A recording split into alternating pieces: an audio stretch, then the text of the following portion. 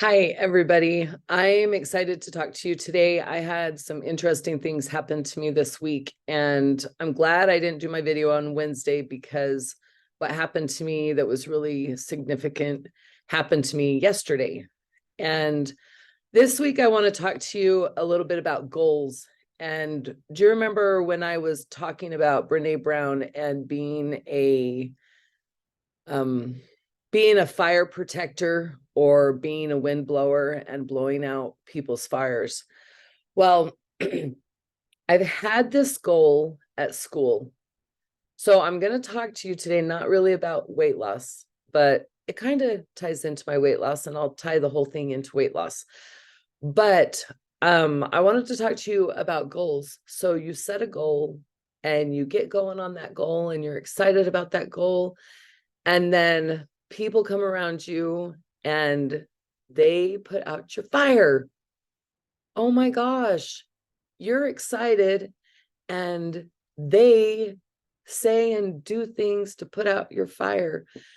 And why I'm so excited about this is because this happened to me yesterday. So I've had this school goal. I'm not going to go into a lot of details and I'm not going to mention names, but I have had this school goal since last April, and I've been really excited about it. And then everything happened with my sister and everything happened with my father-in-law, and it kind of got put on the back burner. And well, in the last month, my fire's been lit again for this goal. And I have been so excited for it.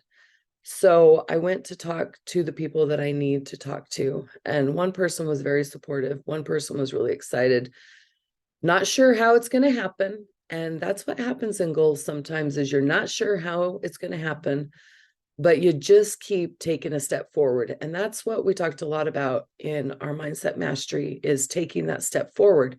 So that's what I'm doing, literally just taking a step forward towards this goal. And this person suggested I go talk to this other person. So I went to go talk to this other person, and let me find that part. So that person was like throwing gusts of wind at me, maybe big windstorms at me, and basically was like, why do you even care about this? And I was like, that's not the point. The point is this is my goal, and this is what I want, and this is what I see. What do I need to do to make it happen? What is it that I need to do to make this happen? And I had a lot of excitement. That person could see my excitement. That person just could not understand why that goal was something that I thought was important in my workforce.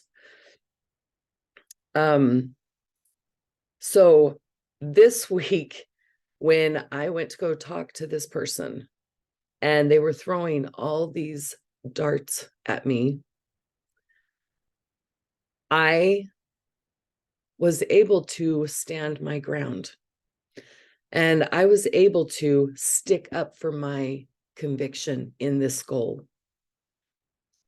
And all of a sudden, because I was able to stand up for that conviction, and because I was able to stand up for what I wanted, that person started changing their mindset and their attitude. And that person started giving me ideas on what I could do to proceed with this goal. That's all I wanted. I don't know how to accomplish this goal. Like, I've never done anything like this. I've never been able to I didn't know how to do this. And I think that's what happens to us sometimes, is we get stuck because we want to find this goal. We want to make this goal, but we just don't know how to do it. And I have to look at my notes again. But what I figured out is those people that throw the darts at you or blow out your wind, they can, if you can figure out a way to change their mindset, they might be instrumental in helping you accomplish your goal. So it made me think about what happens when you have a fire, you're at a camp out and you have a fire and you sprinkle water out onto the fire. Well, when I've done that, like the fire starts to get distinguished where the water hits, but it folds up around that water. And it made me think maybe that's what this is like. Or, back in the olden days when they wanted to start a fire, even now, when you're starting a fire, when I was going to girls' camp and we would start a fire with our little fleece wool or whatever it was we were starting our fire with, what did we do? They said, blow on it. Do little blows on that, little blow to make it ignite, and it helps it. So if we can turn those wind blowers into people to help ignite our fire, how much stronger will we be? How much stronger can we, if our fire's huge and you're sprinkling water on it, we can envelop that water and take it over and help it make us become bigger. The same with the wind blowers. If you can get them on board and say, and the words that I said to that person yesterday, I've never had that passion before, but I knew exactly what to say. And I put that all onto our Heavenly Father. I really think he put those words into my head because that person I was talking to needed to know my passion and why this goal in my workforce is so important to me. And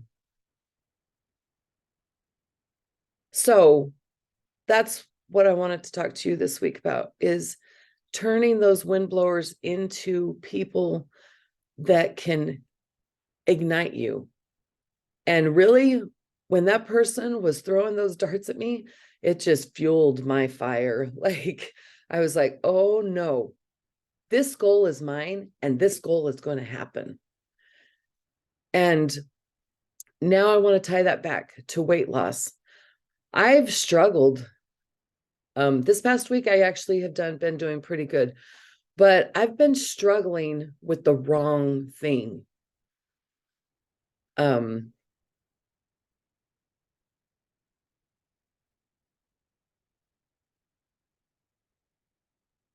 I have been struggling with fighting the wrong battle with my weight loss. And I was thinking about some of the wind blowers that have been in my weight loss journey, and most of it's my own brain. Most of it is mine. Like, my family, they're all bigger people. They've all had stomach surgeries. Not all of them. A few of them have had stomach surgeries, but it's almost like in my mind, it's like I'm just destined to be big, and so that has been a wind blower in my weight loss journey, is just being, be happy with how you are, because that's how your family is. Everybody likes carbs and everybody is big. We're just all big, and that's how it is. But I wanted to turn that around and look at it a different way. I have to look at my notes.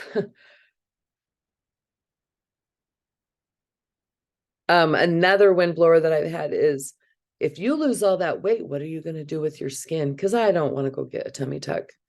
I have seen people with tummy tucks, and nothing against them. They can like it if they want to, but I don't know. It just doesn't look, it's not what I want. I don't want to do that. And I really believe our body has been made to retract. So, it may take me 10 years, but I feel that did you hear me? When I reach my goal, my weight loss goal, my body will conform to that goal. And, if it doesn't, I'm going to be happy with whatever I look like. So how do you stop those negative thoughts or those people? How do you turn them into fire protectors when they've been a windblower in your life? Leslie said, and this hit me really hard when I did this in our lesson that we've been working on, the mindset mastery. She said, yell it. She said she would get in her car and she would just yell at the top of her voice what her goal is and that she wants to accomplish it. And I thought, I'm going to start doing that. And I kind of did that yesterday with that person I was talking to. I don't know if I yelled, but I was very stern in letting him know what my goal is. And I don't know, that might have been, I don't know if that's a good thing or not. Well, it had to have been a good thing because that changed the person's mindset.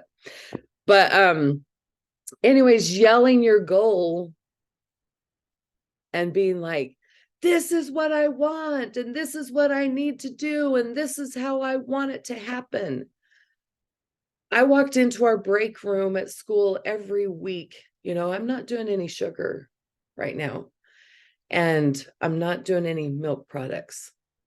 That's been a little harder than I anticipated, but I haven't been doing those. And I walked in multiple days this week with cupcakes and pies and cinnamon rolls and donuts and you name it, it was there. But I already set this goal. I'm not doing sugar until the 22nd. I had decided I'm not doing that. And I'm feeling better. I'm pretty tired. I'm not sure if that has to do with other things that are going on in my life, but I know I feel better without the sugar. I made cheesecake for my husband and I thought I'm going to take a bite of this. And I did do that. I did take a bite and one bite and I was like, oh, I can't do that. I can't do that again. And so maybe that's what made it so easy to walk away from cinnamon rolls and donuts, is because I'm really recognizing in my body what it needs. And all those sweets and carbs, I don't need them so much. They're not what my body needs. So I started telling myself, I love what I eat. Not eat what you love. I love what I eat. So if I'm eating broccoli, I love this.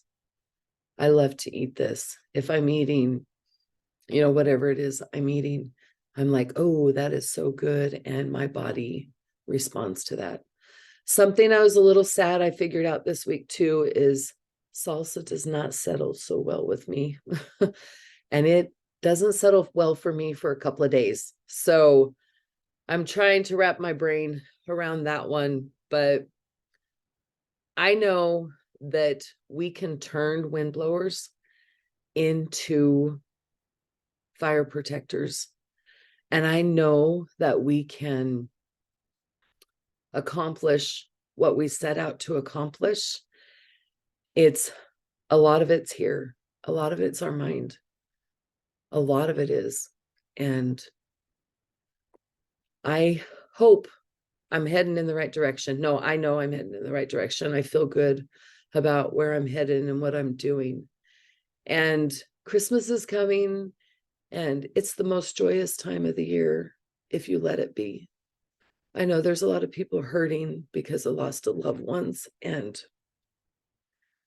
I feel for them. But you can find a way to still enjoy it. That's what I'm trying to do with not having any kids around until next week. I'm very excited. My kids will be here next week. So I just want you to know, hang in there, work on that mindset, because it is a huge part of who you are. And it's a good thing. And I will talk to you guys next week.